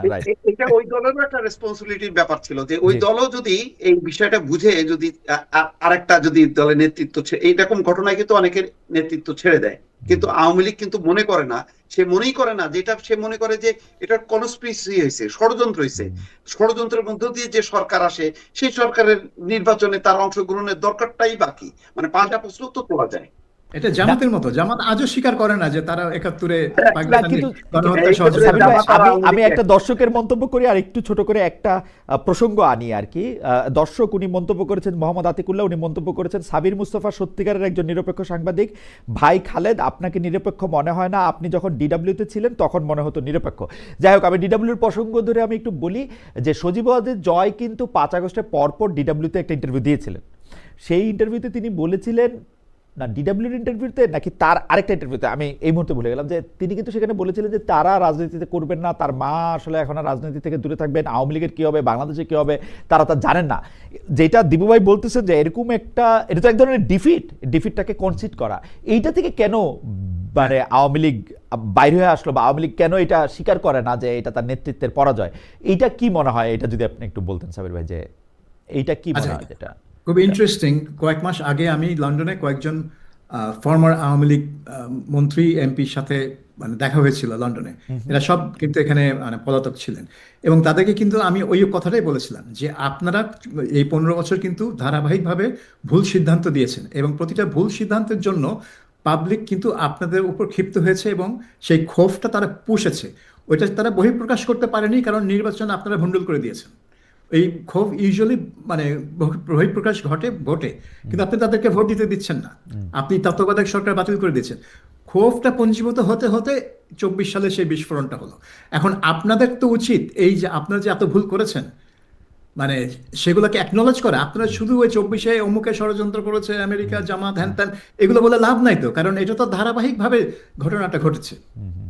কিন্তু তারা এটা একেবারেই মানতে নারাজ। আমি বললাম আপনারা দয়া করে একটা ইয়ে করুন, আত্মসমালোচনার পথ নিন, আপনারা খতিয়ে দেখুন আপনারা কি কোথায় কোথায় ভুল করেছেন, কেন করেছেন, এবং পাবলিক এটাকে মানে কি মনে করলো। তারপরে না আপনারা বুঝবেন যে এখন পাবলিকের কাছে আপনাদের মাপ চাইতে হবে কি হবে না, তখন বলবেন। কিন্তু আপনারা আগেই বলে বসলেন যেটা ষড়যন্ত্র, আমি কেন মাপ চাইবো, তাহলে তো পাবলিক আপনাদের কথা শুনবে না, কেউ শুনবে না আপনাদের কথা। তো আপনারা এখানে বসে থাকেন। আ- তো এই যে আপনার হয়ে গেছে আপনার বক্তব্যের আওয়ামী লীগ। আপনার বক্তব্যের একদম ইকো করতেছেন একজন দর্শক, অনেকগুলি মতামত উনি পেটেছেন, তো ওনার নামটা আমি পড়তে পারতেছি না। উনি বলতেছেন যে আপনি সাধারণ কোনো আওয়ামী কর্মীদেরও যদি জিজ্ঞেস করেন শেখ হাসিনা ঠিক না ভুল, তারা কোনোদিন ভুল বলবে না, এদের সবার মোটিভ একই, যদিও বিএনপির ক্ষেত্রে এটি প্রযোজ্য। মানে তারা এই ভুলটার স্বীকার করার ক্ষেত্রে তাদের এই সাবির ভাই শেষ করলে আমরা আবার একটু দীপু ভাইয়ের কাছে একটু শুনি হ্যাঁ, যে যেমন ধরুন জামাত এখনো ভুল স্বীকার করে না। তারেক রহমানের ইন্টারভিউ যেটা বিবিসি বাংলা দিল 2 পর্বে, 40 মিনিট আর 36 মিনিট না কত মিনিট, রাইট। দীর্ঘ ইন্টারভিউ, কোনো জায়গায় সে বলেনি যে সে তার মানে তার আমলে 2001 থেকে 6 বিএনপি আমলে কোনো ভুল হয়েছে। বলছে যে আমরা আমাদের অতীত থেকে শিক্ষা নিব, শিক্ষা নিয়ে নিজেকে ইমপ্রুভ করব, কিন্তু ভুল করেছি সেজন্য জন্য আমরা ক্ষমা প্রার্থী, নাথিং। সো বাংলাদেশের পলিটিশিয়ানরা মনে করে ভুল স্বীকার করা এটলিস্ট এটা তো বলতে একটা পারতো, দুর্বলতা। এটলিস্ট এটা তো বলতে পারতো যে জামাতকে সাথে নিয়ে সরকার করা ভুল হয়েছে, এই ভুল আর আমাদের করবো শিক্ষা না, হয়ে গেছে। এই ভুল আর করবো না, এইটাও বলে না। হ্যাঁ, এটা ঠিকই ঠিকই কিন্তু আসলে। তারা মনে করে এটা দুর্বলতা, ভুল স্বীকার করা হচ্ছে একটা দুর্বলতা প্রকাশ করা। এমনকি তারা কোনো মন্ত্রীকে তারা ইয়ে করে না, মানে স্যাক করে না। যে মন্ত্রী টোটালি ফেলিওর, এই যে জাহাঙ্গীর সাহেব, biggest failure in Yunus government, না যে খোদাবক্স সাহেবকে করছে, খোদা সাহেব খোদা বক্স হয়ে গেলেন, খরচের খাতা চলে গেল। So, খোদা- এইটাও তারা করতে চান না। অ্যাবসলিউটলি। দীপু ভাই আপনি যদি কোনো কিছু বলতেন, মানে এই প্রসঙ্গে আপনি বলতেছিলেন যে মানে কেন আওয়ামী লীগের জি নেতৃত্বের ভুল স্বীকার প্রসঙ্গে। এইটা মানে তাদের সেই মানে অন্তত ঠিক আছে মানে আওয়ামী লীগের এত বড় একটা বিপর্যয়, আপনি পার্সোনালি কথা বলেন দেখবেন যে সবাই বলে যে হ্যাঁ আমাদের তো এটা চরম ভুল হয়েছে বিএনপি কে এইভাবে করে এই শক্তিটাকেও ধ্বংস করে দিয়ে এই যে এখন ফ্যানাটিজমের উদ্ভব ঘটলো, এটার আমাদের দায় আছে, পার্সোনালি বলবে, কিন্তু সম্মিলিতভাবে স্বীকার করবে না। তাহলে এই অস্বীকার করে তাহলে কি রাজনীতিতে আসবে, কি আবার নতুন করে আসবে, কি তারা আশা ভরসার জায়গায়, হ্যাঁ তারা হয়তো বড় ধরনের ব্যর্থতার কারণেই কিন্তু এখন আওয়ামী লীগের জনপ্রিয়তাটা বাড়ছে, এটা সত্য। এবং নির্বাচনে যদি তারা পার্টিসিপেট করে, তাহলে যদি আমি ধরে নিচ্ছি যদি পার্টিসিপেট করতে পারতো, তাহলে কিন্তু তারা সেকেন্ড পজিশনে চলে আসতো এবং দেখা যেত যে লড়াইটা হয়তো আসলে আওয়ামী লীগ আর বিএনপির মধ্যে, এটাও সত্য, আমি মানি। কিন্তু মানে সেটা তো পাবলিক হয়তো মানে গত 1-1.5 বছরে এই ব্যর্থতার কারণে তাদের মধ্যে একটা ক্ষোভের কারণে মনে করছে দূর আওয়ামী লীগ তো ভালো ছিল, এখন তো আরো খারাপ অবস্থা, সেইটা একটা পারসেপশন। কিন্তু আমরা যদি রাজনীতিটা বিশ্লেষণ করি তাহলে তো এটা বড় ডিজাস্টার যে এত বড় একটা চোখের সামনে গুম খুন 15 বছরের এই ধরনের শাসনের পরও আওয়ামী লীগ একটা লাইন বলে না, একটা শব্দ উচ্চারণ করে না যে আমরা একটা চরম ভুল করছি বা আমাদের এই নির্বাচনগুলি এই জালজালিয়াতি মানে এটা ঠিক হয়নি। তাহলে এখন যে নির্বাচনটা হচ্ছে এটা তো দলীয় সরকারের অধীনে না, এটা অন্তর্বর্তী সরকারের অধীনে, তাহলে এটা কি মেনে নিবে? এখন তত্ত্বাবধায়ক সরকার ব্যবস্থা যদি ইন্ট্রোডিউস হয় তাহলে তার অধীনে কে তারা নির্বাচন করবে? আগে তো বলছে না তত্ত্বাবধায়ক সরকার নাকি সবচেয়ে খারাপ জিনিস, এটা একেবারে অসাংবিধানিক, এর ভিতরেই যাওয়া হবে। তাহলে এখন তারা যাবে বা নির্বাচন করতে চায় মানে কোন এতে? তত্ত্বাবধায়ক সরকারের অধীনে কোনো নির্বাচন। যুক্তি তো থাকলো না। আমরা শেষ প্রশ্ন, কিন্তু এই প্রশ্নটা আসলে আপনাদের দুজনের কাছে একটা ক্রিস্টাল বল থাকার প্রয়োজন হবে। আমার মনে হয় যে একটা ক্রিস্টাল বল হয়তো আছে সাবির ভাইয়ের কাছে এবং দীপু ভাইয়ের কাছেও একটা আছে। 3টা প্রশ্ন। দীপু ভাই, নির্বাচন ঠিক সময়, সাবির ভাই নির্বাচন ঠিক সময় হবে কিনা, অর্থাৎ ঘোষিত 12ই ফেব্রুয়ারি, নির্বাচন সুষ্ঠু হবে কিনা, সুষ্ঠু মানে যতটা সুষ্ঠু, মানে আমরা তো আসলে রাতের ভোট অমুক ভোট তমুক ভোট দেখি, ওর কাছাকাছি কিছু হবে কিনা, এবং কে বিজয়ী হবে? সাবির ভাই। প্রথম প্রশ্ন, হ্যাঁ আমার মনে হয় 12 তারিখে ফেব্রুয়ারি 12 তারিখে ইলেকশনটা হবে, যেহেতু এখন তারেক রহমান দেশে ফিরে এসছে, এখন আর কোনো এটাকে পেছানোর কোনো অজুহাত আর থাকবে না। দ্বিতীয়ত সুষ্ঠু মানে রাতের ভোট তো হবে না, কিন্তু আমার মনে হয় না এই নির্বাচনটা আমরা সুষ্ঠু এবং অবাধ বলতে যা বুঝি সেরকম হবে। এখানে অনেক গন্ডগোল, অনেক গ্যাঞ্জাম হবে, এবং এটাকে সুষ্ঠু রাখতে হলে যে ধরনের আয়োজন দরকার, যে ধরনের দক্ষতা দরকার, এটা সরকারের আছে বলে আমার মনে হয় না। তারা ঢাকা শহরে 2টা পত্রিকা অফিসে আগুন দেওয়া ঠেকাতে পারে না, তারা সারা দেশে 300 আসনে নির্বাচন করবে সুষ্ঠুভাবে, এটা আমি মনে করি না। আর তৃতীয়ত এটা বিএনপিরই জয় হবে, কারণ বিএনপি ছাড়া আর কোনো দল সারা দেশে এনাফ আসন পাওয়ার মতো অবস্থানে নেই। Thank you.